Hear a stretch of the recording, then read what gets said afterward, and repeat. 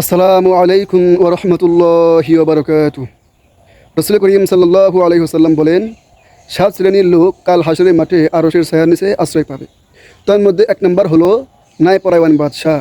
২ নম্বর হলো ওই যুবক যেই যুবক তার যৌবনকালটাকে আল্লাহর ইবাদত বন্দিগিতে কাটিয়ে দিয়েছে। ৩ নম্বর হলো ওই মুসল্লি যেই মুসল্লির অন্তরটা আল্লাহর ঘরের সাথে বান্ধা। ৪ নম্বর হলো যে মানুষকে ভালোবাসে আল্লাহর সন্তুষ্টির জন্য এবং মানুষের সাথে ঝগড়া বা শত্রুতা করে আল্লাহর সন্তুষ্টির জন্য। ৫ নম্বর হলো ওই ব্যক্তি যেই ব্যক্তি নীরব নির্জনে আল্লাহ পাক রব্বুল আলামিনের স্মরণে কান্নাকাটি করে চোখের জল ফেলে। ৬ নম্বর হলো ওই ব্যক্তি যাকে একটা যুবতী নারী ব্যভিচারের জন্য আহ্বান করলেও আল্লাহ পাক রব্বুল আলামিনের শাস্তির ভয়ে বলে, ইন্নী আখাফুল্লাহ, আমি আল্লাহকে ভয় করি।